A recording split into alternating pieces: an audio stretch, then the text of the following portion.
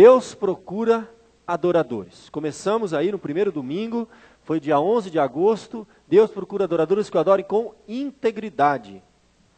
Vocês se lembram do que foi que nós falamos? Né? Com integridade. João 4, mulher samaritana. A mulher samaritana é aquela que foi no poço, encontrou com Jesus. Né? Ela tinha uma vida muito, vamos dizer assim, uma vida não estava em conformidade com a palavra de Deus. É uma mulher que já tinha tido 5 maridos e o que com ela vivia não era o marido dela. E Jesus, então, aqui, através desse texto, nós vimos como que ele nos chama, como nós estamos. Deus está à procura de adoradores. Desde o início, Deus veio atrás de Adão. Adão, onde estás? E assim Jesus foi atrás daquela mulher. Ele teve a iniciativa de fazer uma pergunta para ela. Ele perguntou assim para ela assim, dá-me de beber. Ele pediu, na verdade, a água. E ela então ali começou a travar um diálogo com Jesus. E Jesus tocou na vida dela, tratou dos problemas que aquela mulher tinha, dos seus pecados, falou da adoração, extraordinário. E ali esse texto maravilhoso aqui nos fala que Deus procura adoradores que o adorem em espírito e em verdade, com o coração, com a alma e com o conhecimento da palavra de Deus. Pois os samaritanos adoravam quem não conheciam, os judeus honravam com os lábios e o coração longe de Deus. Eles tinham muito conhecimento da palavra, mas não tinham vida sincera de adoração. E Deus procura adoradores que o adoram integralmente. Esse foi o ponto que nós trabalhamos no primeiro domingo. Segundo domingo nós falamos um pouco de 2 Crônicas 29. Nós trabalhamos aqui a história de um pai e um filho. 2 reis. A infidelidade do pai e a fidelidade do filho no culto. Nós vimos que o culto tem que ser com fidelidade. Nós não podemos ofertar qualquer coisa. Nós partimos do princípio que quando você quer agradar uma pessoa, você tem que saber do gosto dela, do que ela quer receber. Ninguém no dia dos namorados dá uma vassoura para a esposa, para a namorada, né? Não dá. Porque vai levar uma vassourada. Ou você vai ficar só com a vassoura, a esposa vai embora. A namorada vai embora, para varrer a casa. Você tem que conhecer a pessoa. Você tem que ver o que ela quer receber. E quando a gente fala de adorar a Deus, nós queremos agradar a Deus, louvar Ele. O culto é para Ele, gente. Não é para mim. Né? Não é para agradar ninguém aqui, é para Deus. E aí a gente trabalhou. E a gente viu como que aquele pai... Lembra o nome do pai? Eu nem me lembro mais. Porque passou vários domingos. Era Cas, não era? Acho que era. E ele fez um monte de coisa errada. Ele começou a tirar tudo aquilo que deveria estar no culto e colocar um monte de coisa errada. Ele quebrou os 2 princípios, os 10 primeiros mandamentos, hein? Diz respeito ao quê? A nossa vida de adoração, gente. Não terás outros deuses diante de mim e não farás para ti imagem de escultura. Os 2 primeiros mandamentos, os 10, os 2 primeiros diz respeito ao quê? Quem devemos adorar e como devemos adorar. Isso é muito importante para Deus. A primeira palavra de Deus para o homem. Não terás outros deuses diante de mim. Quem nós devemos adorar? Somente a Deus. E como devemos adorar? Então, nós vimos que o pai fez um monte de coisa errada no culto, introduziu um monte de coisa errada no culto, e o filho foi restaurando. Isso é uma verdadeira reforma. O filho foi e chamou os especialistas no assunto, que eram os sacerdotes, os levitas, falou assim, olha, coloque em ordem a casa de Deus. E aí eles se santificaram no coração, foram lá, entraram na igreja, e ficaram uma semana tirando coisa errada. Estava lá, um entulho, colocaram a caçamba lá na frente, limparam o culto, falaram, já tiramos tudo, colocamos o que tinha que colocar, e aí o culto foi restabelecido. Uma história maravilhosa que se encontra lá em 2 Crônicas, capítulo 29. Uma verdadeira reforma. E nós vimos claramente que na história do cristianismo, nos primeiros 1500 anos, a igreja se afastou muito do que é uma verdadeira adoração. Introduziu um monte de coisa no culto, que não tinha nada a ver com o que a palavra de Deus realmente nos orienta. Depois veio a reforma protestante, né, no século XVI. A reforma foi simplesmente o quê? De novo, sentaram, falaram, o que está errado aqui, tira, o que tem que colocar, coloca. Isso é reforma. Passaram-se 500 anos. Olha hoje no meio evangélico. Não tem nada a ver com o que a palavra de Deus exige. Os cultos hoje que são ditos evangélicos, vou falar para você, em alguns casos, está muito, mas muito pior do que o cristianismo medieval. Porque eles estão fazendo coisas abomináveis. Abomináveis. Eles misturaram tudo, fizeram o verdadeiro sincretismo que sempre ocorreu no passado. Reforma sempre foi necessária. Você tem no culto sal grosso. Você tem no culto, outro dia eu ouvi uma história do camarada, durante o culto eles trouxeram uma água, lá do Jordão. Colocaram no meio do culto. E as pessoas tinham o banho do livramento, da libertação, que abria a porta, não sei de onde. E eles entravam lá na piscina, todo mundo no meio do culto. E eram umas coisas absurdas. Se tornou um culto místico, um culto cheio de sincretismo, com práticas que misturaram coisas da Umbanda, do Candomblé, com o espiritismo, com um descarrego, e um tal de sal grosso para cá, e a reza forte. Gente, não tem nada com a Bíblia. Tá? Então o meio evangélico hoje está totalmente fora. E nós precisamos, então, estar sempre, como igreja, fazendo uma autoanálise do nosso culto, se ele está em conformidade com a palavra de Deus ou não. Então, a verdadeira adoração, ela tem que ser realmente com fidelidade. Tem que perguntar para Deus, para a sua palavra. Deus quer receber isso? A música que cantamos, as práticas que temos, nosso ato de adoração tem que estar sempre passando uma revisão. Que nós enfatizamos muito. Tirar aquilo que foi acrescentado ao longo dos anos e colocar. E culto tradicional não tem nada a ver com culto bíblico. A gente viu isso. Tem muito culto tradicional, que é uma tradição local, se faz aquilo há 40 anos naquela igreja, 50, 100, que pode estar longe da palavra de Deus. Tá? Então uma coisa não tem nada a ver com a outra. Cada um de vocês aqui, aqueles que já vieram de alguma igreja pelo menos, né? Alguns se converteram aqui. Vocês criaram alguns hábitos aqui. Se um dia você mudar de cidade, você tem que observar. Algumas coisas não são necessariamente erradas. Você não pode engessar demais. Mas algumas práticas podem estar erradas sim. Então, vai lá, na minha igreja, há 30 anos que eu faço desse jeito. Pode ser que há 30 anos que você faz errado. Você tem que estar aberto para mudar. E quem quer agradar a Deus está sempre revendo. Tem que crescer, né? Crescer. Se você quer agradar a pessoa que você ama, você tem que estar sempre revendo. O que você está fazendo está agradando ela ou não. Se está aproximando vocês dois ou está afastando vocês dois. Por exemplo, aplicando. Deus procura adoradores que o adorem com fidelidade. E hoje, eu quero falar com vocês, se Deus assim permitir, Deus procura adoradores que o adorem em comunidade. Terceira mensagem dessa série. Muito importante esse ponto. Eu vou pedir para você abrir lá em primeira carta do apóstolo Pedro. 1 Pedro, lá no final da Bíblia. Tá? Quase no finalzinho lá. Capítulo 3. Nós vamos ver do verso 8.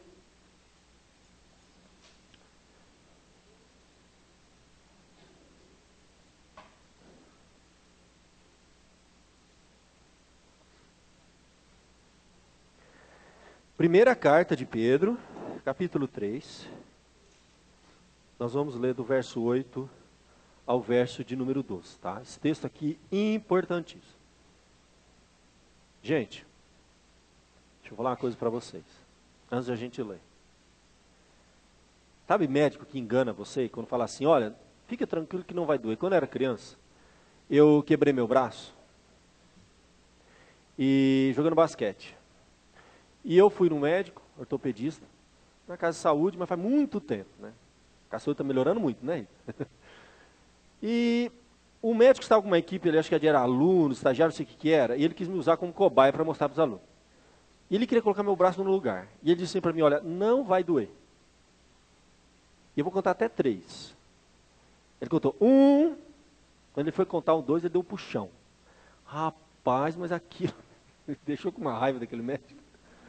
Ele mentiu 2 vezes para mim. Ele falou para mim que não ia doer e que ia contar até 3. Entendeu? Ele contou até 2 e deu um puxão e colocou no lugar, saiu fora. Eu tenho muito problema aqui na minha mão, olha, ela está solta, ou seja, canto que eu já caí, eu andava de skate, via sofrer um acidente, jogava basquete, terrível. Fiquei com o meu braço engessado desse jeito, sofri na escola que só, né? Não precisa falar nada, né? Uma mãozinha assim, né? Depois engessou assim de novo, foi um inferno, entendeu? Mas a pior coisa foi o médico. Até hoje eu tenho raiva dele. Então quando o pastor vem com uma conversa fiada com a gente, diz que não vai doer, e a mensagem dói, eu não vou enganar vocês. Deixa eu falar com você, vai doer. Ah, vai doer. Só que tem, gente, eu vou abrir a ferida. Porque eu falar de comunidade, gente. Uma comunidade. Quando a gente fala de comunidade, é relacionamento. Vai doer. Então já estou adiantando, não estou enganando ninguém. Tá? Porque é o seguinte, quando a gente trata desse tipo de assunto que eu vou trabalhar com vocês, acontece 2 coisas. 2 coisas acontecem. Há 8 anos eu estou vendo isso acontecer aqui. Ou a pessoa muda, ou ela se muda. Entendeu? Eu não quero que você se mude para outra igreja, depois desse sermão. Eu já preguei várias vezes coisas assim, entendeu? Desse nível. Nunca mais a pessoa vem na igreja. Então, meu irmão, não tem saída. Ou você muda, ou você se muda. Né? Mas o nosso desejo é que ninguém se mude. Nosso desejo é que Deus mude o seu coração através dessa palavra. Porque vai falar, foi para mim, irmão. Com certeza foi para você. Eu não estou pregando para o ET, Marte, não. Estou pregando para aqui, ó, Vila Alpes. Somos nós, entendeu? Estamos vivendo os problemas de comunidade. Todos temos, tá? Precisamos crescer, gente. Porque envelhecer, você vai envelhecer, não tem jeito não. Pode passar maquiagem, pintar o cabelo. Vai chegar um dia que você vai olhar no espelho, eu tô velho. Você vai falar, não tem jeito. Ou eu tô velha. Agora, amadurecer é uma decisão que você toma no coração de amadurecer, tá? Se você não tomar essa decisão, você vai envelhecer imaturo. E quando Deus for abrir a ferida, você se muda. E continua fazendo as mesmas coisas na outra igreja. E daqui a um tempo você se muda de novo, porque não para. Eu conheço gente que não para, entendeu? Então, vou abrir a ferida, vai doer, não vou contar até 3. Vai ser do início ao fim dor. Mas vou fechar no final, se Deus assim o permitir, tá? Quero fechar a ferida no final. E eu quero que você mude, não se mude de igreja. Porque nós temos que tratar de coisas profundas, da alma, né, do ser humano. Então vamos lá. 1 Pedro capítulo 3, verso 8 a 12. Diz assim a palavra de Deus. Finalmente, sede todos de igual ânimo, compadecidos, fraternalmente amigos, misericordiosos, humildes, não pagando mal por mal, ou injúria por injúria. Antes, pelo contrário, bem dizendo, pois para isto mesmo fostes chamados, a fim de receberdes bênção por herança. Pois quem quer amar a vida e ver dias felizes, refreia a língua do mal e evite que os seus lábios falem dolosamente. Aparte-se do mal, pratique o que é bom, busque a paz e empenhe-se por alcançá-la. Porque os olhos do Senhor repousam sobre os justos, e os seus ouvidos estão abertos às suas súplicas. Mas o rosto do Senhor está contra aqueles que praticam males. Nós vamos orar, pedindo mais uma vez a bênção de Deus. Ó Pai querido, nós estamos aqui na tua casa, casa de oração. Nós estamos aqui em ato de adoração, Senhor, em atitude de louvor, bendizendo o teu nome, Senhor. Cantamos cânticos, hinos, lemos a tua palavra, oramos, confessamos, intercedemos. E é uma conversa, nós falamos, nós ouvimos durante o culto, Senhor. O Senhor fala, nós respondemos a tua palavra. E nessa hora, Senhor, é um momento que o Senhor fala mais profundamente ainda ao nosso coração, através da exposição da tua palavra. Pedimos a tua misericórdia, Senhor, para que possa realmente o teu Espírito Santo, Senhor, como um ato cirúrgico, com um bisturi espiritual, abrir, Senhor, as feridas do nosso coração. E tirar todo o pecado, todo o pus, tudo aquilo que não está tratado, Senhor. Tudo aquilo que tem, ó Deus, contaminado a muitos, porque a tua palavra diz que uma raiz de amargura contamina muitos. E possa limpar o nosso coração, limpar a nossa alma, o nosso ser, ó Deus. E depois, ao sairmos, antes de sairmos daqui, que o Senhor feche essa ferida, Senhor, para sairmos daqui em paz, justificados, perdoados, reconciliados com o Senhor, uns com os outros. Em nome de Jesus, que a tua palavra fale profundamente ao nosso coração, ao meu coração e ao coração do teu povo essa noite, Senhor, para a tua honra e para a tua glória. E já nos preparando também para a ceia, para o banquete, Senhor, espiritual que teremos agora na Santa Ceia. É que eu te peço um perdão dos meus pecados, que toda a honra, que toda a glória seja ao teu nome. Pois é em nome de Jesus que eu oro e agradeço por tudo. Amém. Bom, como eu disse, gente, vai doer. Estou brincando, não é assim não. Nós vamos expor a palavra de Deus, gente. Deixa Deus falar. Pedro, gente. Pedro escreveu a sua primeira carta a muitas igrejas, e não foi uma única igreja, né? Lá no capítulo 1, verso 1, diz: Pedro, apóstolo de Jesus Cristo, aos eleitos, que são forasteiros da dispersão de Ponto, Galácia, Capadócia, Ásia, Bitínia, olha lá. Eleitos segundo a presciência de Deus Pai e santificação do Espírito, para a obediência e aspersão do sangue de Jesus Cristo, graça e paz sejam multiplicados. Então, essa carta não foi escrita para uma igreja, para dar um recado para uma pessoa. Essa carta foi escrita para uma série de igrejas, de uma região enorme. Então, milhares de pessoas receberam essa carta. Foi um recado de Deus para o povo de Deus. Tá? Essa carta é dirigida à igreja. Ela não é uma carta dirigida a quem ainda não é cristão. E você que está visitando, que ainda não se resolveu, não tem problema, já ajuda você, já vai se preparando, entendeu? Porque é uma carta escrita para mim, para você. Precisamos crescer. Aos eleitos, forasteiros, ao povo de Deus que estava espalhado naquela época, naquela região. Capadócia, Ponto, tudo aqui, ó. Ponto, Galácia, Capadócia, Ásia, Bitínia. E essa carta, meus queridos, é bem o estilo Pedro, né? Quem lê um pouco mais do Evangelho vai ver o estilo Pedro. O estilo Pedro é assim, ó, é na lata. Ele fala, entendeu? Ele não tem papa na língua. O problema de Pedro é que ele fala demais, tá? Os maiores erros de Pedro não foi por omissão, foi por ação. As maiores, pode falar mal de Pedro, mas não diga que ele não é um cara sincero. Mas teve um momento que ele errou também, né? Teve um momento que ele se dividiu lá com o negócio de gentil e judeu, aí Paulo era mais duro, pior que Pedro, só Paulo, né? Foi lá e deu um chacoalhão nele. Mas o problema de Pedro é que ele falava. Ele falava o que ele pensava. E Deus precisou fazer uma obra na vida dele, porque ele falava o que ele pensava. E a gente não deve falar o que a gente pensa, nunca, jamais. A gente tem que falar tudo que a gente pensa para Deus, né? E para as pessoas a gente tem que orar muito, pensar muito antes de falar. Porque depois falou, acabou, né? Depois você fala, você é escravo daquilo que você falou. E Pedro tinha esse problema.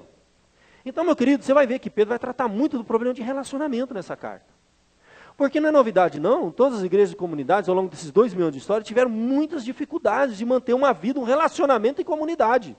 Que a coisa mais difícil é você viver em conjunto, em grupo. Sentir as diferenças, né? É a história do porco-espinho. Cadê a Dione? Está aí a Dione, né? Nós estávamos lendo esse dia na Safra a história do porco-espinho, né? Que os porcos-espinhos, num dia de muito frio, eles se reuniam e ficavam quentinhos. Eles se protegiam. Só que tinha um problema, quanto mais perto, mais um feria o outro. Aí de vez em quando se afastava, morria de frio. Então é uma luta esse negócio, gente, não tem jeito. Pior é que a gente fica com raiva, né? Não é verdade?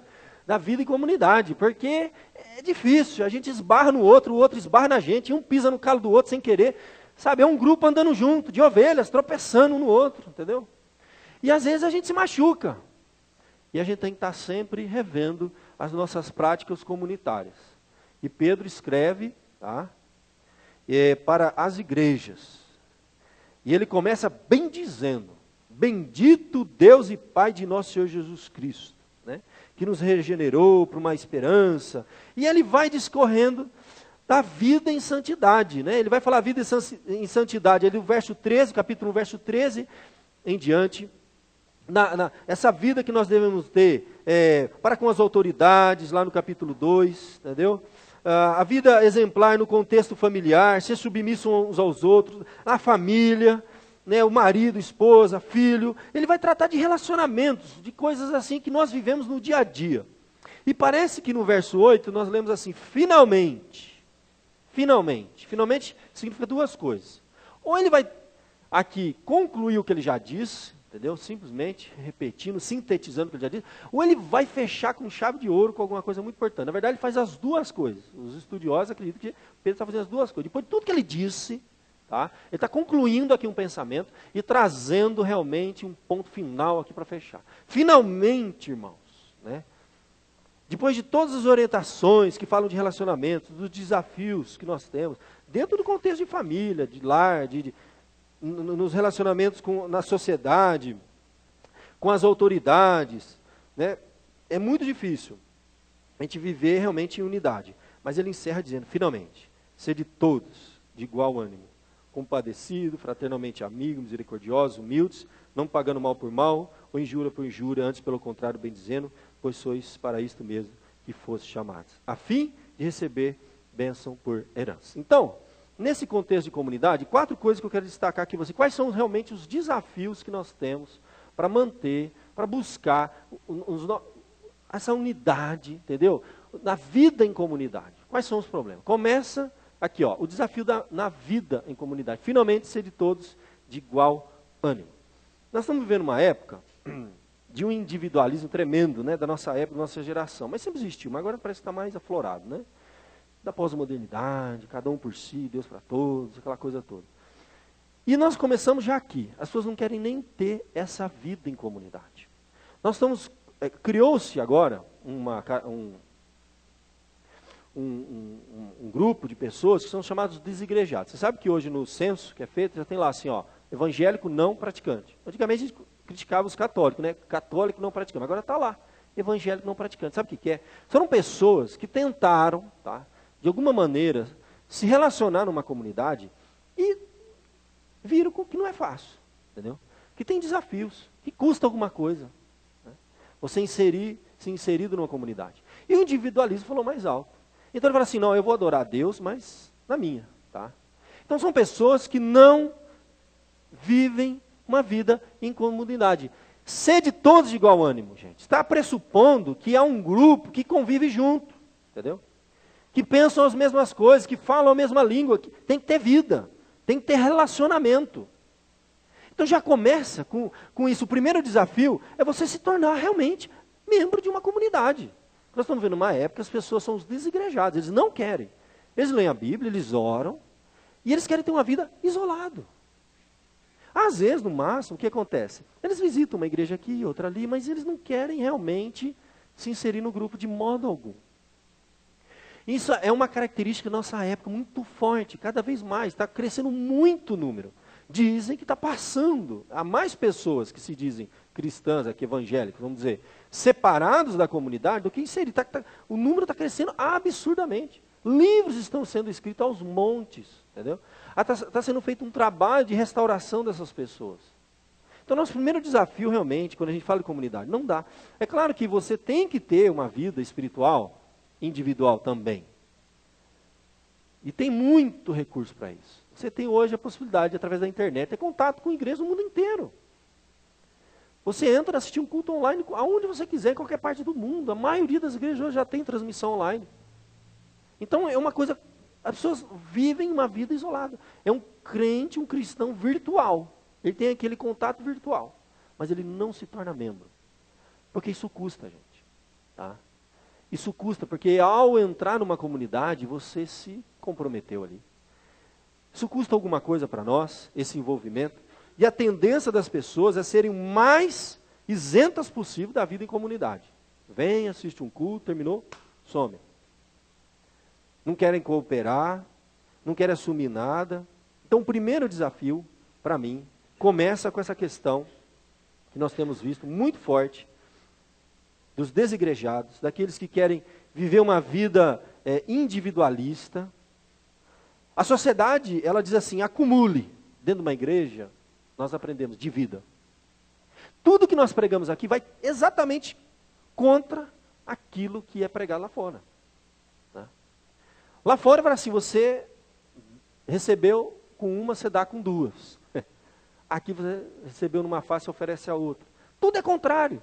E tudo custa. Vai contra esse individualismo que nós vivemos da pós-modernidade. Acumule, dizem lá fora. E aqui a gente fala divida. E a Bíblia ensina a gente a dividir o nosso tempo com as pessoas mais necessitadas, que estão precisando da nossa oração. Dividir os nossos dons e talentos. A gente aprende numa vida em comunidade a ser solidário. Numa vida em comunidade a gente aprende a perdoar. Porque você não consegue ficar numa igreja. Ou você muda ou se muda, não tem jeito. Numa vida em comunidade, a gente aprende a dividir os nossos recursos mesmo. A Bíblia fala que se você vê alguém passando uma necessidade, se há uma necessidade na igreja, você fecha a mão, aquele que sabe e pode fazer e não faz, nisso está pecando.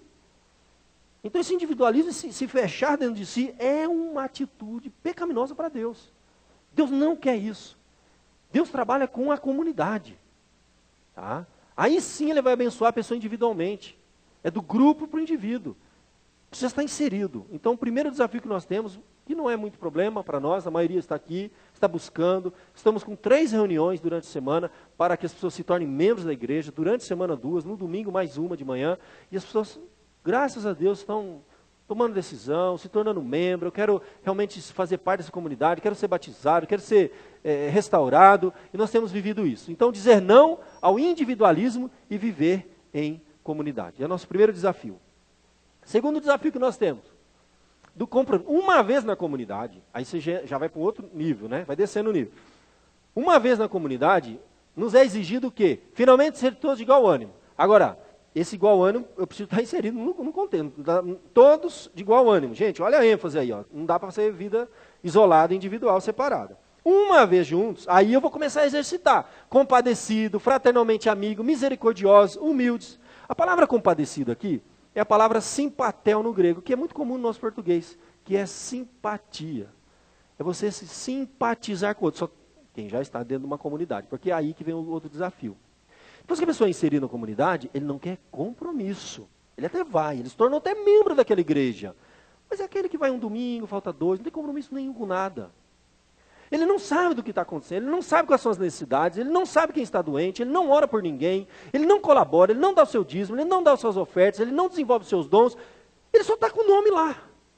É o cristão nominal. Então o segundo desafio que nós temos na vida em comunidade é quebrar, é romper, né, essa barreira do comodismo. Tá? Romper essa barreira do comodismo e se comprometer realmente com a comunidade. Se tornar engajado com a comunidade, ver quais são as necessidades da comunidade, investir o seu tempo, sabe, dedicar tempo mesmo, descobrir os seus dons espirituais e desenvolvê-los e dividi-los com a igreja, colocar a mão no bolso e investir mesmo na vida de pessoas, sabe, ajudar a igreja que está lá mantendo uma professora que está ensinando crianças de rua, música, ajudar um Ministério da Ação Social que está internando um jovem lá numa clínica, entendeu? Cooperar para que a mensagem do Evangelho alcance novas pessoas, com recursos mesmo, é sair desse comodismo, é uma segunda fase. Depois que entra, a tendência é ir se acomodando, tá? Comodidade. E aí, meus queridos, quando você começa a viver a vida da igreja, aí vem o compadecido, que é o simpatel. Sentir a mesma coisa que o outro. Essa é a ideia de simpatizar. É só para quem está engajado. Para quem está vivendo a vida em comunidade. Para quem está realmente experimentando o que a Bíblia fala, chorai com os que choram e alegrai com os que se alegram. Se você não está sentindo isso, se você não tem se entristecido com o sofrimento de pessoas dentro da igreja, deixa eu te falar, meu querido, você está longe de uma vida em comunidade que agrada a Deus. Você não é um verdadeiro adorador. Você é um cristão nominal. Se você não é nem membro da igreja, você não é nada, você é visitante. Tudo bem, tem essa fase. Mas tem gente que dura 10 anos nessa fase, 20 anos nessa fase, morre nessa fase. Você se tornou membro, não seja apenas um membro nominal. Vai para o segundo nível, o segundo estágio, o segundo desafio. Se comprometa. Começa a sentir. Você vai ver, gente, que é impossível você ficar parado. Se você vê que tem uma pessoa passando necessidade, como que eu vou fechar minhas mãos? A igreja fazer tudo que ela está fazendo, como que eu vou deixar de cooperar com o trabalho? Não dá. É incompatível com a fé cristã. Não tem como. Eu estou vendo que a necessidade do trabalho infantil, como que se eu tenho um dom para trabalho criança, eu não vou ajudar? Eu estou vendo que está precisando de homens, líderes nessa igreja. São poucos, fazendo o trabalho de muitos. Como que eu vou ficar acomodado? É um segundo nível, um segundo estágio. Deus quer adoradores, comprometidos com a igreja, com o corpo de Cristo, chama do nome que você quiser, o ajuntamento, né? A igreja, a comunidade, é o corpo de Cristo, somos nós, o povo de Deus. Gente que descobre o seu dom, vai lá, investe seu tempo, seus recursos. Então, esse segundo nível aqui, meus irmãos, compadecido é sentir o que o outro está sentindo. Fraternalmente amigo, é a palavra Filadélfia. Né? Amigo fraternal. É viver a vida fraternal mesmo. Não só nos trabalhos, mas nas celebrações. E na casa do irmão, saber quem é que está, né, passando por alguma coisa, ser amigo naquela hora difícil. Olha, fulano não está vindo, vamos lá. Não tem como um pastor viver a vida da comunidade. Não, gente, é diferente. Todos nós juntos, dividimos, compartilhamos. Olha, esse irmão está desempregado, não precisa nem falar nada, gente. Não precisa nem pedir, não. Você prepara alguma coisa e vai levar para aquela pessoa. Se tem alguém passando dificuldade, você vai pôr a mão no dinheiro, vai lá, eu vou te ajudar esse mês aqui. Você vê uma criança, um jovem, que tem potencial, eu acho lindo isso. Põe a mão no bolso, gente. Não tem outro jeito, não. Vou pagar um curso de música, vou pagar um curso de inglês, vou investir em você. É ir além. Fraternalmente amigo. E quando a gente começa a conviver, realmente, meus queridos, nós começamos a esbarrar nas nossas fraquezas. É necessário misericórdia. Perdoar uns aos outros. É a parte mais difícil, né? A gente ajuda, mas pisou no meu carro, acabou, agora não tem mais história. É realmente você estar ali, vivendo em comunidade, e muitas vezes, como a Bíblia diz, suportar uns aos outros. Não é suportar, fazer o que eu aguentar essa pessoa na minha vida, desgraça. O resto da minha vida viver com esse elemento aqui, viu? Suportar na Bíblia é dar suporte. Tem pessoas que são mais difíceis de conviver. Tem pessoas que a misericórdia aqui, ela tem muito a ver com aquele dom de misericórdia que a Bíblia fala. Sabe aquele dom de uma pessoa que está com uma doença, um estágio terminal, um câncer, um problema grave, uma ferida aberta, precisa de gente com misericórdia para ir lá, lavar as feridas. Isso é aqui só que a gente faz, gente. Lá fora isso não existe, não. É aqui que a gente exercita esse dom. E às vezes a ferida não é física, literalmente falando. São pessoas intragáveis. As pessoas vêm como elas estão, gente. E como elas estão? As pessoas nesse mundo estão carentes, doentes. São pessoas perturbadas, cheias de complexos, problemáticas mesmo, gente. Gente doente, que tem problema sério no casamento, tem problema sério de relacionamento, tem carências profundas. E se nós não tivermos esse negócio de misericórdia aqui, ó, esse espírito de misericórdia, e aí por fim humildade, né?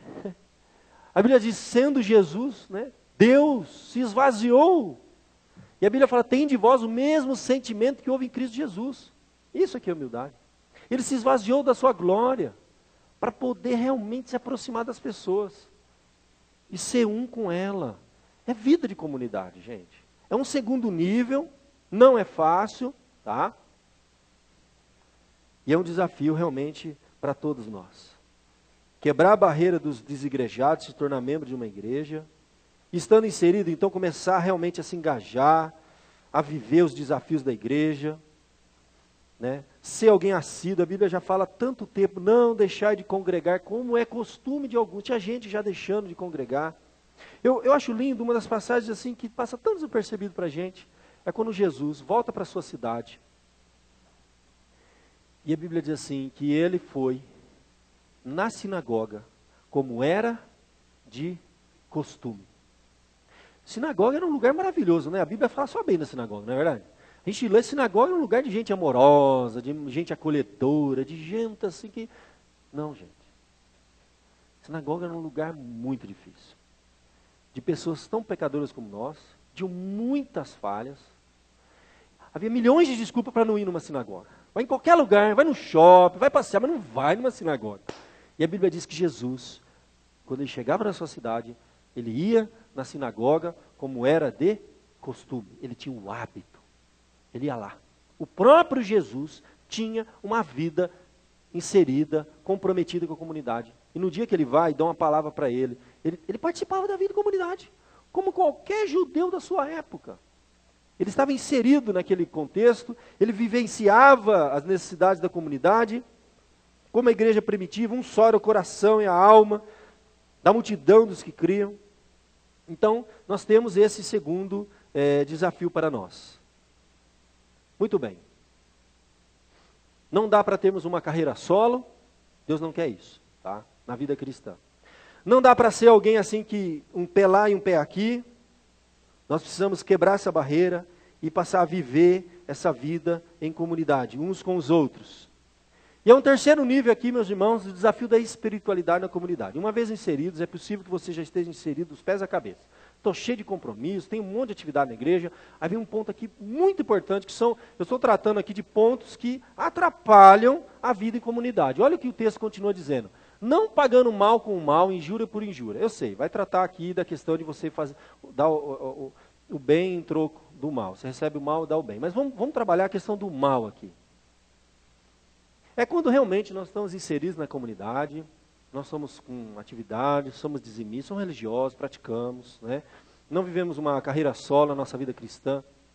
Mas o desafio aqui, meus queridos, é uma ênfase muito forte na carta de Pedro, da gente realmente, nós somos chamados para quê?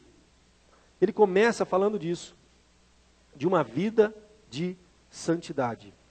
Quando ele diz assim, aqueles são eleitos segundo a presciência de Deus Pai, em santificação do Espírito, para a obediência, uma vida de santidade. Porque tem um outro problema, que quebra realmente essa comunhão, esse relacionamento entre nós. É quando um de nós, ou vários de nós, ou muitos de nós, guardamos no nosso coração, na nossa vida íntima, pessoal, algum pecado, tá? Que isso vai realmente atrapalhar todo o grupo. Isso vai vir à tona mais cedo ou mais tarde, se não for tratado, se não for abandonado, se não for confessado. Então, esse problema do pecado é muito sério. Você tem vários exemplos na Bíblia, muito interessante. Por exemplo, você tem aquele texto famoso, né, da falta de santidade, em que o pecado de Acã, você tem lá em Josué, capítulo de número 7, então você vê um exemplo aqui, que atrapalha toda a comunidade. Lá no livro de Josué, capítulo de número 7, é um exemplo que a gente tem que ter sim, e tem muitos textos no Antigo e Novo Testamento que nos desafiam realmente a buscar essa santidade na vida em comunidade. Você tem aqui a famosa capa de Acã, né? O pecado de Acã. Capítulo 7, verso 13 em diante, é dito assim a palavra de Deus. Dispõe-te, santifica o povo e diz, santificai-vos para amanhã, porque assim diz o Senhor Deus de Israel, há coisas condenadas no vosso meio, ó Israel. Aos vossos inimigos não podereis resistir, enquanto não eliminardes do vosso meio as coisas condenadas. Pela manhã vos achegareis, segundo as vossas tribos, e será que a tribo que o Senhor designar, por sorte se chegará. Segundo a família, e a família que o Senhor designar se chegará, casa por casa, e a casa que o Senhor designar chegará, homem por homem, e aquele que for achado, a coisa condenada, será eliminado aquilo. Então, um caso muito famoso, tá, de Acã, é um grande exemplo que nós temos. O povo estava lá lutando, trabalhando, mas ele tinha um pecado grave que ele estava guardando. Ele não era para ter feito uma coisa, ele fez. Então, tinha uma capa lá, que não era para ele ter pego, o pecado de Acã. E aí todo o grupo começou a apanhar, a perder, tinha alguma coisa errada, a coisa não está indo, não está fluindo, tem alguma coisa errada. Era um pecado guardado. A Bíblia diz que se nós andarmos na luz, nós temos comunhão uns com os outros. Então depende sim de nós, uma responsabilidade individual nesse caso. De nós estarmos constantemente, todos pecadores, gente, todo mundo tem falha aqui, mas estamos constantemente limpando o nosso coração, confessando as nossas faltas, pedindo ajuda de Deus. E quando nós não conseguimos superar, pedir ajuda de uma pessoa de confiança dentro da igreja, uma pessoa mais experiente, me ajuda. Eu não estou conseguindo vencer nessa área, essa tentação, está acabando com a minha vida, vai acabar com o meu casamento, vai acabar com minha vida profissional, vai acabar com a minha vida em comunidade. Então, são pontos, né, que podem estar atrapalhando todo o grupo. Então não tem como falar, olha, é o mal que está lá. É claro que aqui, a ênfase é muito forte naquele mal por mal, injúria por injúria. Porque o desafio que essas igrejas estavam vivendo, gente, começava o seguinte, não era só interno, era externo. E é um negócio, nós não esperamos o amor dos de fora, mas nós não tivemos nem aqui dentro. Então o que ele está trabalhando é o seguinte, olha, lá fora nós vamos apanhar muito lá fora, mas aqui dentro nós não podemos dar mal por mal. Nós temos que vencer os pecados, vencer as nossas falhas, as nossas limitações, e crescermos e amadurecermos espiritualmente. E nós fomos chamados, então, para bendizer, para vencer o mal com o bem. E não ceder ao mal, ceder ao pecado. Então, era uma outra área que poderíamos trabalhar e nos aprofundar, e eu creio que é um ponto, sim, que pode atrapalhar muita gente. Quantas igrejas estavam andando para trás, a coisa não estava indo, quando descobriu, tinha lá um pecado lá, mal resolvido. E quando nós ficamos sabendo, já nos tornamos cúmplices, nós temos que ir lá e tratar, ajudar a pessoa a vencer, orar por ela, não criticar, não fofocar, não criar dificuldade, mas fazer de tudo, porque o grupo todo vai sofrer junto. Se nós não tirarmos aquilo, limparmos, vencermos. Então, o primeiro ponto é o individualismo, o segundo é o comodismo, e o terceiro, sem dúvida, é realmente dizer não ao pecado, viver em santidade, vencer as nossas fraquezas, confessar as vossas culpas uns aos outros, tá? E que Deus perdoa, Deus limpa e a gente vence. É um ponto que você tem que trabalhar na sua vida individual. Eu tenho as minhas, você tem as suas, todos nós temos as nossas. Tá? Ninguém aqui quer apontar o dedo para ninguém, mas nós temos que vencer esses pontos da nossa vida. Agora tem o último, meus irmãos, que para mim é o mais difícil. Por quê? Porque os 3 primeiros pecados, na verdade, é uma verdadeira negligência, né? Você tem uma negligência da vida comum, comunidade, né? É unidade comum. A pessoa não quer ter vida em igreja, é uma negligência. O segundo pecado é uma negligência realmente do comprometimento.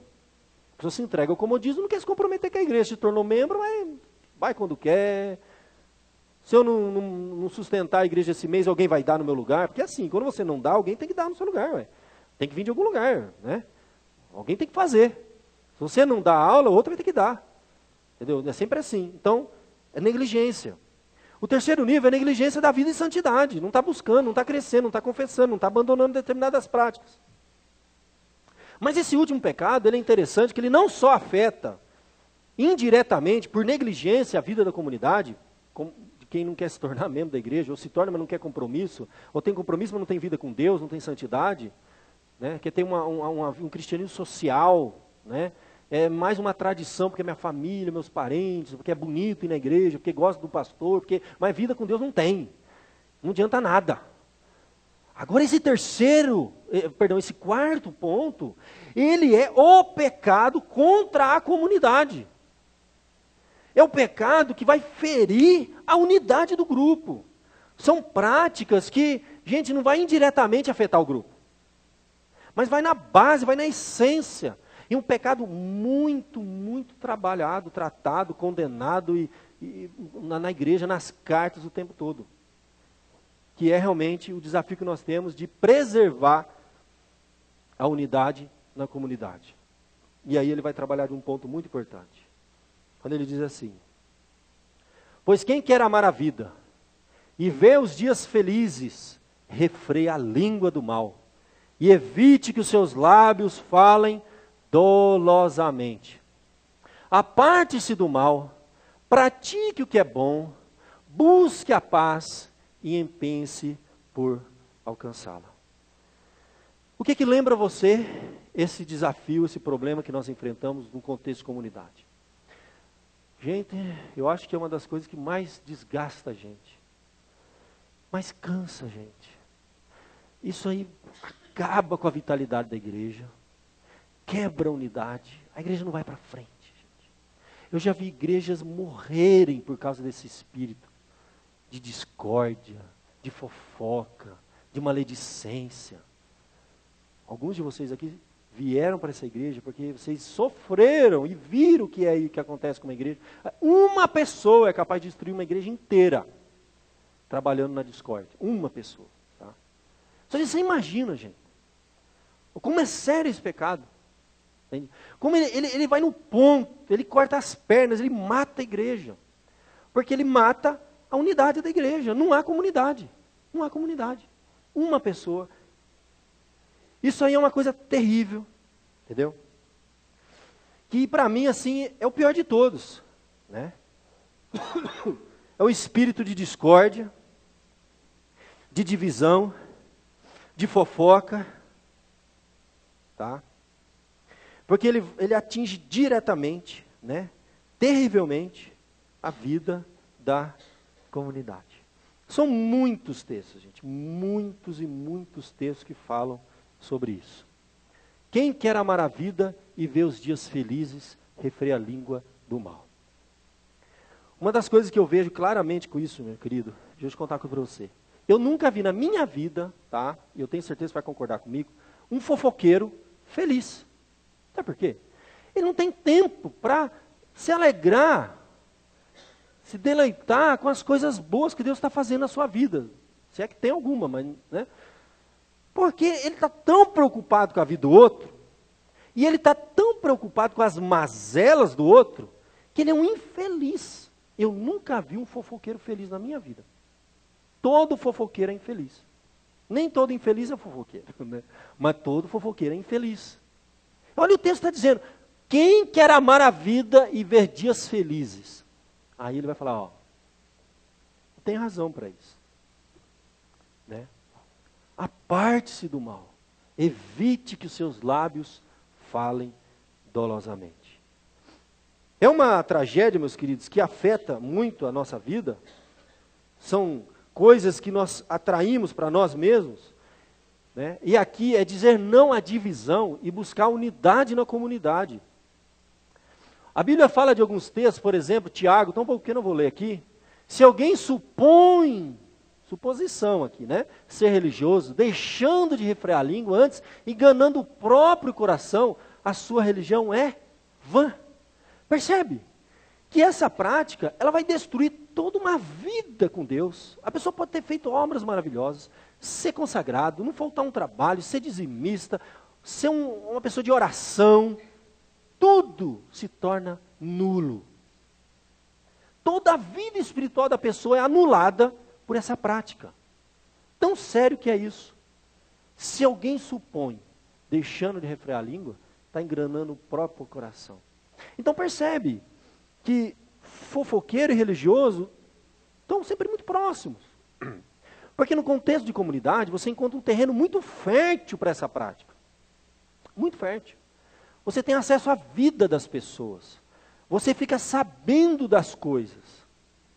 E é um perigo muito grande. Para mim, é o que mais atrapalha a vida em comunidade. Eu estive pesquisando sobre a questão do encherimento. Sabe, o seu encherido está sempre querendo saber. Isso eu não vou, nem todo encherido é fofoqueiro, mas todo fofoqueiro é encherido, gente. Não, ele tem que ter informação, cartucho, né, para usar depois. Sabe que, ó, eu vou falar que vai doer para muita gente, vai falar que foi para mim, foi para todo mundo. Gente, isso para a gente detectar, entendeu? E se você tem sofrido com isso, nós vamos ver como que a gente vai lidar com isso. Se você tem praticado isso, que Deus tem misericórdia de você, porque não vem nada de bom para a sua vida. O encherido é aquele que está sempre procurando saber da vida das pessoas. É aquela que a pessoa, encherido, é aquele inconveniente. Faz aquelas perguntas que não tem nada a ver. Sabe?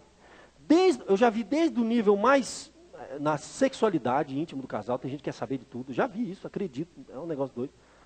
Quem tem problema na área do dinheiro, tudo é dinheiro. Você quer a coisa mais encherida do mundo, alguém perguntar para você, não sei se alguém já viveu essa experiência. Escuta, quanto você ganha? Não. Isso é um encherimento sem nível de... Assim, isso revela coisas profundas na vida da pessoa. Quanto você ganha? Eu já vi gente perguntar assim em público, com várias pessoas junto, e a pessoa ficou vermelha, azul, branca. Eu não sei se ele ganhava pouco ou muito, porque é um problema isso. Estou dando um exemplo aqui, porque o fofoqueiro ele quer saber da vida da pessoa. Não sei porquê. E se você está sofrendo, faz assim, meu irmão, olha, uma saída para você. Você olha bem para a pessoa e diz assim, você quer saber bruto ou líquido? Entendeu? É por hora, por mês que eu ganho. É a pergunta mais inconcebível do mundo. É? Se a pessoa insistir, mas escuta, você pergunta, mas por que você quer saber quanto eu ganho? Eu já vi várias vezes no meio de comunidade de pessoas perguntar do outro salário. E você insiste mais ainda, fala, vamos fazer o seguinte, então você me fala quanto você ganha primeiro, depois eu falo o meu. Porque eu vou ver, se você ganhar mais do que eu vou pedir emprestado para você. Agora, se eu ganhar mais de você, eu não vou falar não, porque eu não quero emprestar para você. Por que a pessoa quer saber? Porque é encherida. Porque não diz respeito a ela. Você vai ajudar a pagar minhas contas? Um exemplo. E, gente, parece que não, isso é sério. A pessoa compra um negócio. Claro, às vezes eu estou negociando, eu estou procurando um carro, mas tem gente que só faz isso, só faz pergunta conveniente. Eu vi uma vez meu irmão comprar um carro zero, ele não falou para ninguém quanto foi, e uma pessoa do lado. Mas quanto que você pagou? Um monte de gente ficou sem graça. Menos o camarada né, com uma cara lavada, que é um negócio que é um peroba, né? Mas aí a pessoa enrolou. Mas escuta, quanto você pagou nesse carro? Segunda vez. Deu mais um tempo, quanto você pagou esse carro? O cara falou que eu pagou, né? Mas esse encherimento de entrar na vida das pessoas, querer saber quanto ganha, quanto pagou, o que fez, o que está fazendo com o dinheiro, com quanto que você vive. Gente, isso é uma coisa doente. É uma coisa doente. É uma fixação pela vida do outro. É uma pessoa infeliz, que quer saber, parece que quer se comparar. Eu não sei o porquê que é. Porque ajudar não ajuda, viu? Nunca ajuda. Quem quer saber nunca ajuda. Encherimento. E uma pessoa que é religiosa, que tem essa prática, de se intrometer demais. A vida em comunidade abre muitas oportunidades da gente entrar na vida do outro num nível que não deveria. Eu não pergunto. O irmão compra um carro, glória a Deus, celebre, abençoe. Eu não vou perguntar, pai, vai que ele não pode pagar e vai pedir para me ajuda. Né? Não pergunta. Não entra na vida das pessoas, não faça isso. A Bíblia chega a dizer o seguinte, que a língua, meu querido, e começa a trazer, e levar, e vai. O fofoqueiro, a língua é fogo, é mundo de iniquidade, está situado entre os membros do nosso corpo e contamina o corpo inteiro. Não só põe em chama toda a carreira da existência humana, como também é posta ela mesma em chamas pelo inferno. Para mim, língua fofoqueira é uma língua usada pelo diabo para dividir. Gente, eu já vi famílias, casamentos acabarem por causa de fofoca, vocês sabem disso. Já vi pessoas perderem emprego por causa de fofoca. Já vi famílias inteiras racharem por causa de fofoca. Já vi igrejas fecharem por causa de fofoca. Isso é uma coisa do diabo. Para mim é do diabo. Eu já vi igreja inteira, uma pessoa de casa em casa, criando confusão, fazendo divisão, ligando. Olha, é coisa do cão. Né? Desculpa falar. Isso é terrível, gente. A gente vê famílias sendo destruídas, lares sendo destruídos, relacionamentos. A Bíblia é tanto texto que daria, Provérbios fala disso, os Salmos falam disso, que Deus nos livre disso. Da língua contenciosa, da dissensão, de gente que fala mal, que tem prazer. É um prazer que tem. Não consegue ficar sem falar mal. E a vida da pessoa, duas coisas, pegar a informação e passar a informação. Quanto foi? Como é? Como vem? Vai pro outro. Puxa aqui e leva lá, puxa aqui e leva lá. É uma coisa terrível, gente. É coisa do inimigo. Quando você sentir que o negócio está pegando, você levanta a mão e exorciza, entendeu? Você fala assim, afasta, como Jesus falou para Pedro, afasta Satanás. É um negócio terrível, gente. Não entra nesse lodo. Isso não é de Deus. Evita o homem faccioso depois de demonstrá-lo primeira e segunda vez. Isso é um princípio bíblico. Gente, eu vou falar para você, eu não estou falando aqui, agora vamos tratar do problema. A mulher está tendo um problema com o marido, vem compartilhar, pedir ajuda, oração, não é isso, gente. Você está sendo perseguido lá no seu trabalho, uma coisa pontual na sua vida. Todos nós tivemos, eu tenho e vamos continuar tendo a vida inteira, questões pontuais, estou tendo problema nessa área, tem uma pessoa que eu não aguento mais. Você está sofrendo, você vai ter que vencer, você vai ter que orar para aquela pessoa, orar pelos inimigos, bem dizer o que vos maldiz. Eu não estou falando isso. Isso aqui nós sofremos junto, porque senão eu não vou contar nada, pastor. Vai acontecer um negócio terrível lá, de um relacionamento dentro da igreja, não pode levar porque ele fala que é fofoca. Não é isso. Eu estou falando de gente fofoqueira, é diferente, vocês sabem, que um cara é fofoqueiro. Não tem nada a ver com o assunto, ele senta e começa a falar, mas ia te jogando contra aquela pessoa.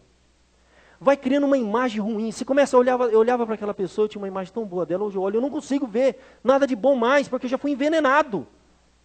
Então o único caminho, evita. Dica, se você está sendo evitado, cuidado. Observe a sua língua. Se você está sendo evitado pelos seus vizinhos, se você está sendo evitado pelos seus parentes, se você está sendo evitado pela igreja, porque o fofoqueiro morre sozinho, gente, ele não tem amigo. O fofoqueiro tem parceiro do crime. Parceiro do crime. Senta junto para falar mal. Entendeu? Porque só está junto com o fofoqueiro quem é fofoqueiro. Que gosta de ouvir e falar. Parceiro do crime não tem amigo. Ele está sempre buscando a vida dos outros e levando e trazendo. Gente, às vezes desocupada. Isso é uma desgraça, gente. Desculpa falar, uma desgraça mesmo. Está aí um pecado que mata a igreja, que tira toda a vida da igreja, que joga o controle. Eu sei de coisas que quando eu olho para a pessoa, eu não consigo mais ver coisa boa nessa pessoa, porque eu já fui envenenado. Não é assim que acontece? Eu já vi, já percebi várias vezes isso, eu vou contar para vocês, pessoas que vieram novas, porque assim, os velhos já estão... Gente, quem está mais velho já sabe quem é o fofoqueiro, gente, não dá ouvido não, já caiu discreto faz tempo. Só que gente nova, o fofoqueiro vai lá e gruda. Blum. Nossa, é uma desgraça. Eu vejo pessoas novas que entraram na igreja, me tratavam com respeito, rapaz. Respeitava a mim, respeitava a minha família. Se dirigia para minha esposa, batia na porta da minha casa, pedia para minha esposa orar pela pessoa. De repente um fofoqueiro grudou. Bum! Essa pessoa começou a me desrespeitar. Sabe por quê? Por que vocês acham? Começou a desrespeitar minha esposa. Começou a acontecer coisas e tive problemas sérios dentro da igreja, porque foi um fio do cão, entendeu? Que grudou e começou a envenenar, e é assim que acontece. Então, a pessoa fala assim, pastor, você brinca muito, você é uma pessoa muito alegre, por isso que as pessoas te desrespeitam. Não. Porque eles me conhecem. Quem me desrespeita porque tem fofoqueiro por trás, tirando o respeito e fazendo um envenenamento, a coisa do cão, fio do cão, entendeu? E o fofoqueiro é amigo do fofoqueiro. O fofoqueiro de uma igreja é amigo do fofoqueiro da outra igreja, que é amigo do fofoqueiro da outra igreja. E é uma conexão, uma rede do cão, telecão, entendeu? Todo fofoqueiro conversa com o fofoqueiro, sabe da vida de todo mundo. É uma desgraça isso aí, velho. Fofoca é do cão, gente. Eu vou falar para você. Eu tenho que tratar a ferida, vou abrir, vai doer, entende?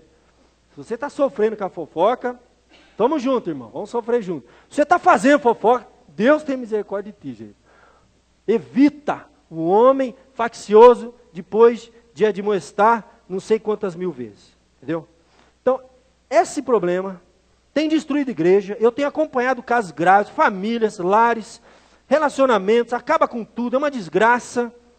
Não muda, a pessoa se muda, mas não muda, é uma coisa terrível, entendeu?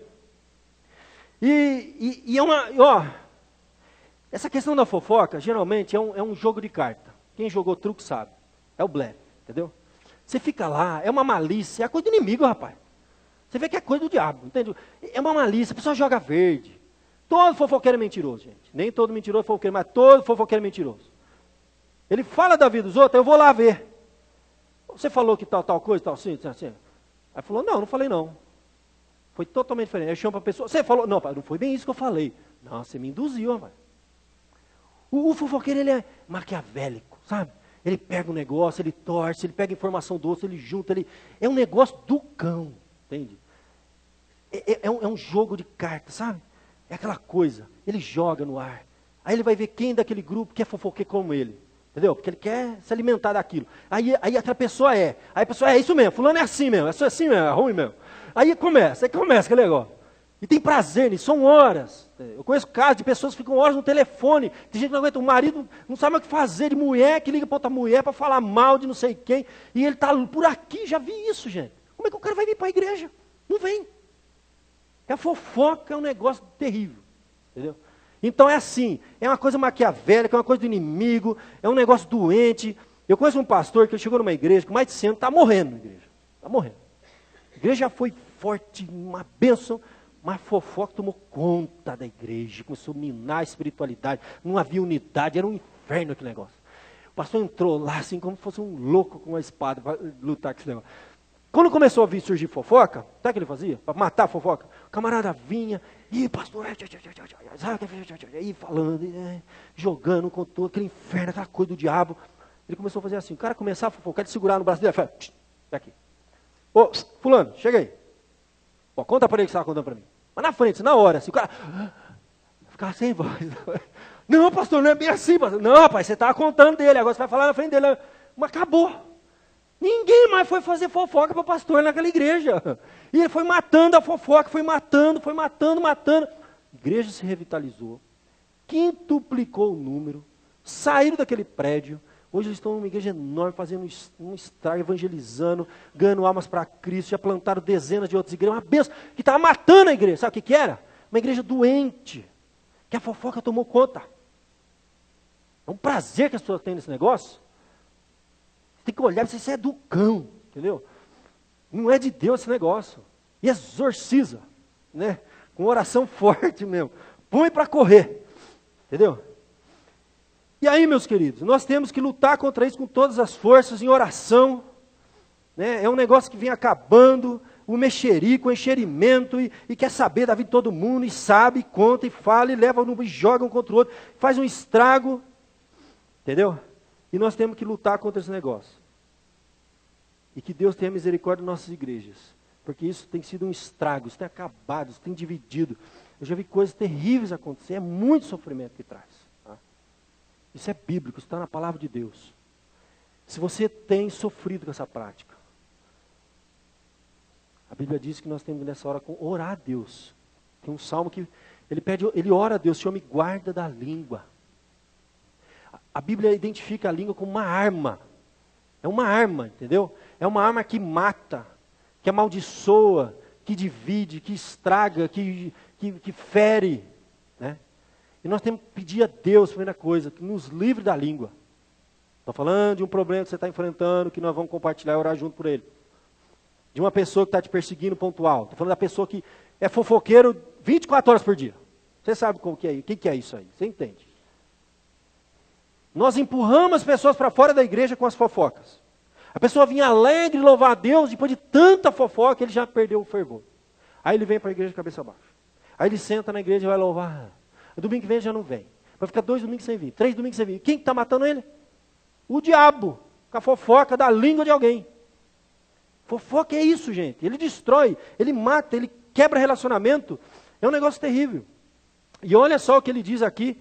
Vamos voltar para o texto aqui, né? A gente está tratando desse problema grave, sério, que as igrejas enfrentam, que nós temos que estar muito atento, lutar contra isso, entendeu?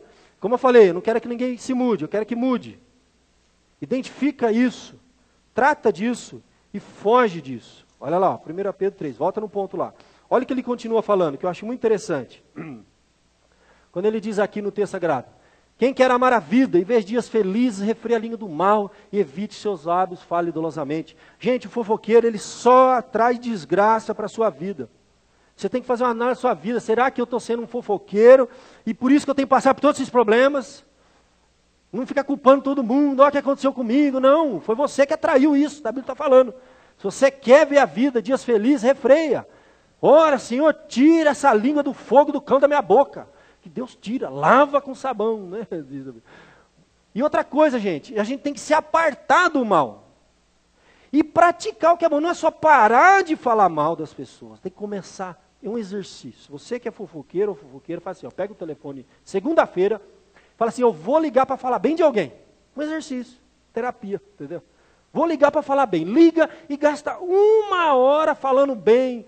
Começa falando do pastor bem dele, entendeu? Vê as qualidades dele, né? Faz esse exercício. Senta com o irmão, começa a falar bem da igreja. Bendiga, bendiga, bendiga, bendiga. É um exercício. Toda vez que vier vontade de falar mal, eu vou falar bem. Pega um telefone, fulano, uma benção, não é verdade? Oh, que maravilha. Fala bem das pessoas. Usa a língua para bem dizer, é o que a Bíblia exorta. Você tem que se apartar do mal e praticar o que é bom. Ou seja, o contexto, gente. Está falando de língua. Buscar e empenhar. Isso pode alcançar, porque é uma luta esse negócio. Quem tem esse vício. É um vício, gente. É um vício. O cara está falando de repente. Já está falando mal do. Começa falando. Já fala mal do. Rapaz, é um vício, uma coisa doente. É uma pessoa que precisa se tratar espiritualmente. Abrir a ferida. Pedir misericórdia para Deus. Cura a alma. Isso não é novo, gente. Ele está citando o Salmo 34. Pedro tirou lá, pensou no Antigo Testamento, o Salmo 34. Exatamente essas palavras. Quem quer amar a vida e ver os dias felizes, refreia a língua do mal. E fala o que é bom. Busque a paz e se empenhe por alcançá-la. E coisas maravilhosas realmente vão acontecer na sua vida. Quando nós entendemos isso?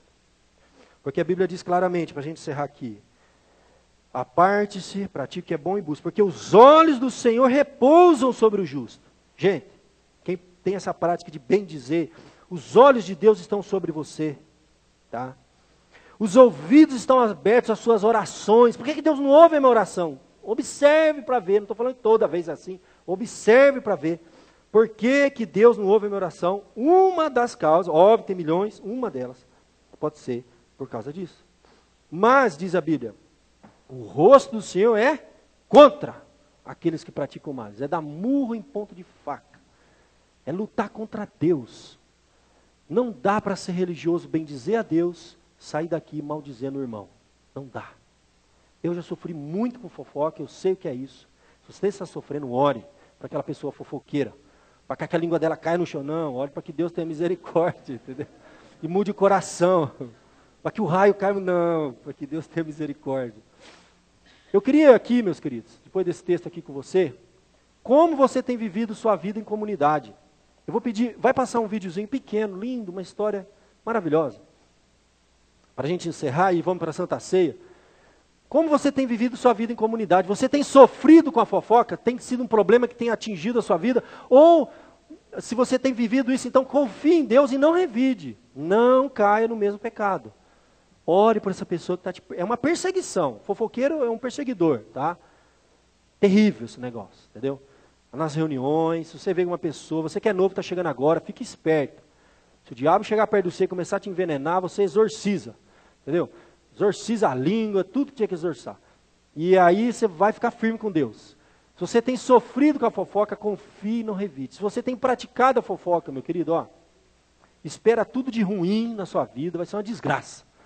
Mas eu não quero que isso aconteça. Eu quero que você confesse, abandone esse pecado antes que seja tarde demais. Se você tem um hábito, isso é um vício isso aí, é um pecado, você tem que fugir desse negócio. Pedir perdão para Deus, e Deus perdoa, Deus limpa, e exercite, fale bem, bendiga. Eu vou mostrar para você, para a gente encerrar, um vídeo lindo, é de uma comunidade, numa vila dinamarquesa,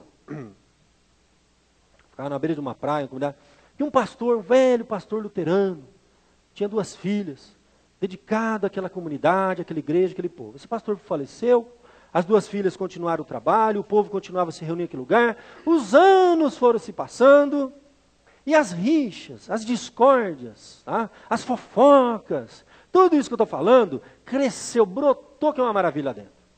Tudo velhinho, de cabelo branco, se conheciam há décadas, cheio de mágoas, cheio de rancor um com o outro, não tinham mais alegria de viver, eles não se encontravam mais para celebrar, eles tinham problemas que eram insolúveis dentro do relacionamento familiar, os casamentos estavam frios, a espiritualidade tinha esfriado, do jeito que o diabo gosta, está lá. Esse filme é lindo porque ele vai contar a história de uma grande, famosa chefe de cozinha, né, que devido a uma perseguição na França, ela foge e pede refúgio nessa comunidade. E ela não se identifica no início, e ela pede então para trabalhar, para cozinhar, para cuidar ali daquelas famílias, já de idade, e vai morar com as 2 filhas do pastor. Depois de muito tempo, ela vai ganhar um prêmio, né, na França, ela recebe esse prêmio, são 10 mil francos, na época era muito dinheiro. E o que vai acontecer? Ela queria então presentear aquela comunidade com um banquete. E ela pede então, numa determinada cerimônia que ia ter, era uma cerimônia dos 100 anos de vida do nascimento daquele pastor, já tinha falecido, uma cerimônia da comunidade. Ela pede para dar aquele banquete. E é lindo porque a partir daquele banquete, eles vão, depois de muito tempo, se reunir em torno da mesa para celebrar e para bendizer. Ele não estava mais fazendo isso. E ali naquela reunião, eles começam a reaprender o prazer, a alegria de viver. Eles bebem, comem, que eram pessoas fechadas, infelizes. Qualquer um pessoa feliz, doente, sabe? Todo mundo doente, espiritualmente morto. E ali eles começam a celebrar a vida. Os rostos deles vão mudando, as feições. Eles vão ficando alegres com aquele banquete que está sendo recebido. E eles começam a celebrar. E de repente eles começam a bendizer. Ele começa a lembrar um do outro e ver as coisas boas que o outro fez.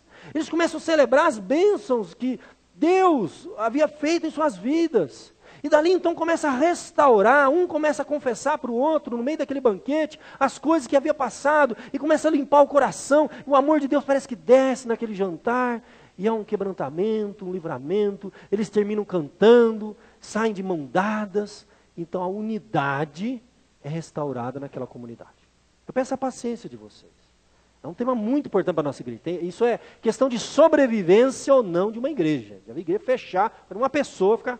Então, ela quer trabalhar para que isso não aconteça aqui. Nós vamos assistir esse pequeno vídeo, vamos para a Santa Ceia e encerramos com a música final que os irmãos prepararam. Terminou o vídeo, já vamos para a Santa Ceia. Por quê? Porque nós vamos sentar em torno de uma mesa. Nós estamos aqui para celebrar o quê? Para bendizer uns aos outros, para celebrar a vida, para cantar tudo aquilo que Deus tem feito nas nossas vidas. É isso que nós estamos fazendo aqui. Então vamos assistir esse pequeno vídeo, de alguns minutos.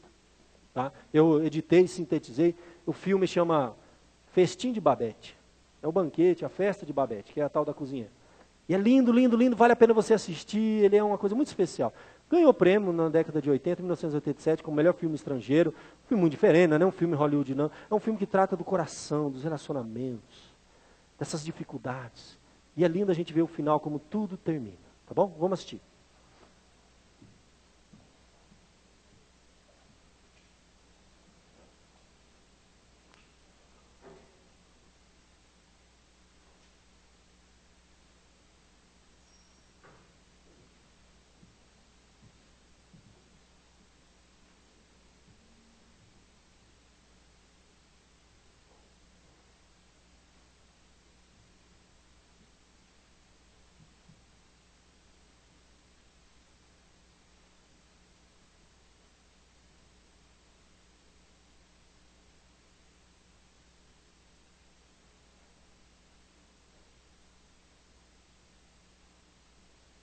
Jamen så, lad os da gå til bords. Ja.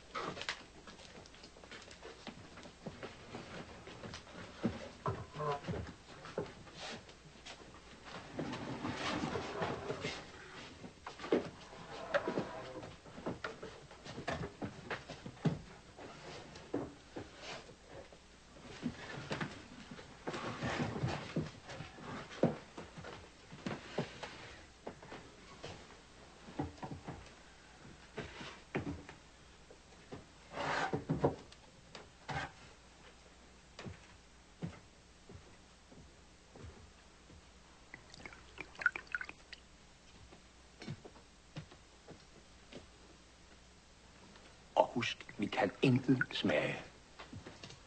Lad os bede med præstens egne ord. Må mit brød i dag mit leve nære, må mit levens sjælens tjener være, må min sjæl gå fremad Gud til ære. Amen.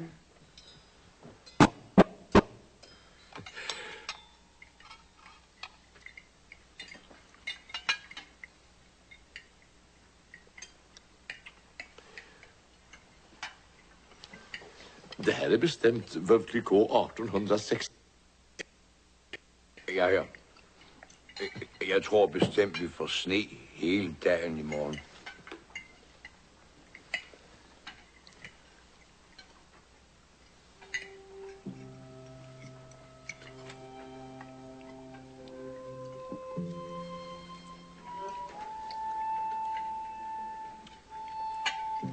Jeg glemmer aldrig mit første møde med præsten, og den prædiken, han holdt.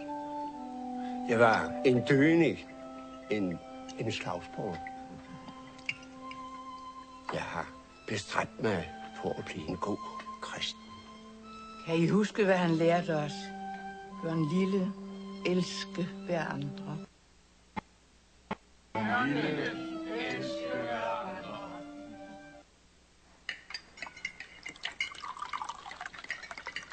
Kan I huske dengang, da præsten havde, ja det var jo altså nærmest et mirakel, havde lovet at holde juleprædikenen i landsbyen på den anden side af fjorden. I 14 dage havde vejret været så hårdt, og ingen skipper eller fisker tog krydse fjorden. Folkene i landsbyen, de var ved at opgive håbet, men præsten han lovede dem, at kunne han ikke få en båd til at bringe sig over, så ville han komme gående på bølgerne. Og se, 3 dage før jul, så lagde stormen sig. Og det satte ind med så streng en frost, at fjorden frøs til fra bred til bred. Og dette var aldrig sket i mands minde. Din sløg. Du sned mig rundt med det læs tømmer, du solgte mig. Jeg synes, at der så fandt et drev her, der kører på over. Jeg vidste det godt. Men ved du hvad?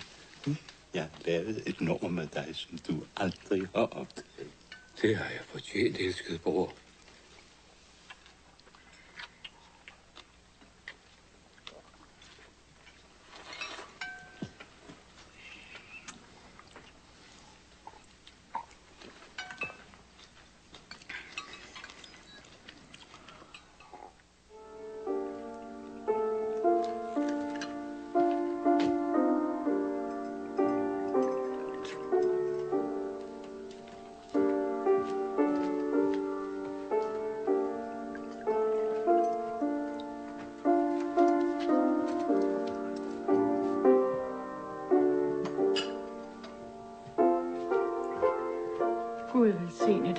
Solvej. Gud velsigne også dig, lille Anna. Gud velsigne dig, Christoffer.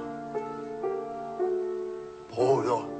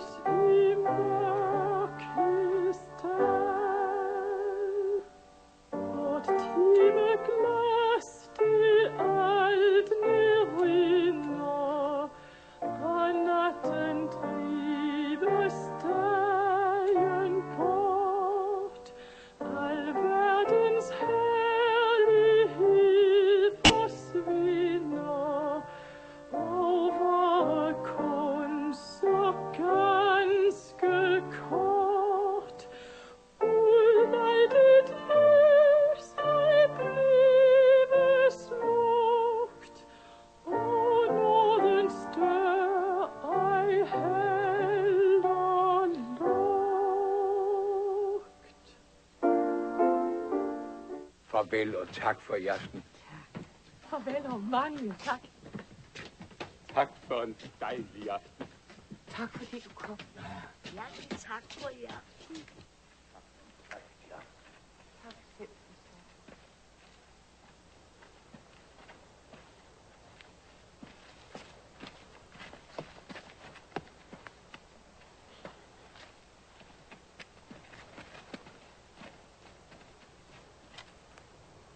Klokken slår, tiden går, evigheden os forestår. Lad os da bruge den kostbare tid, tjene vor Herre med al vor flid. Så skal vi nok komme hjem, så skal vi nok komme hjem. Stjernerne er kommet nærmere. Måske kommer de nærmere hver nat. Måske får vi slet ikke sne i år. Halleluja.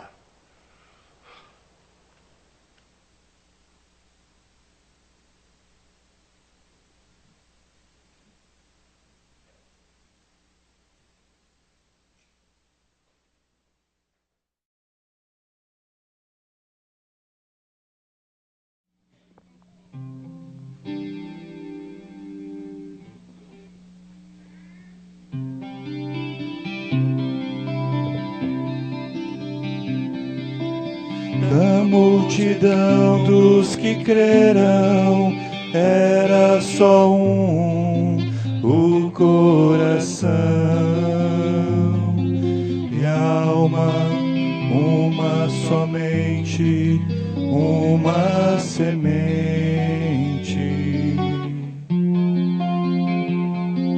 somente uma esperança brotando dentro da gente. Nosso era o pão cada dia, nosso era o vinho, santa folia. O que se parte, reparte a própria vida. Galho ligado à parreira, vida em comum verdadeira.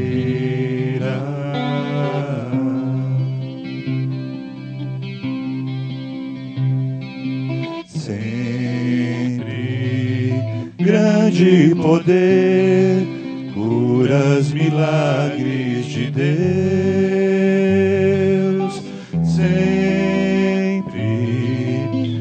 proclamação, Cristo Senhor ressurgiu.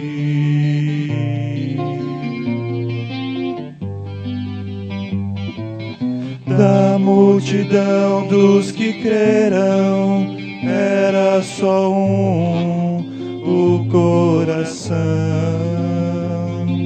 e a alma, muita alegria, singela vida.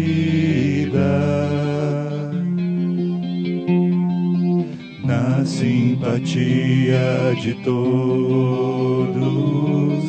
nasce a igreja de novo, povo de Deus, sal e luz para todos os povos.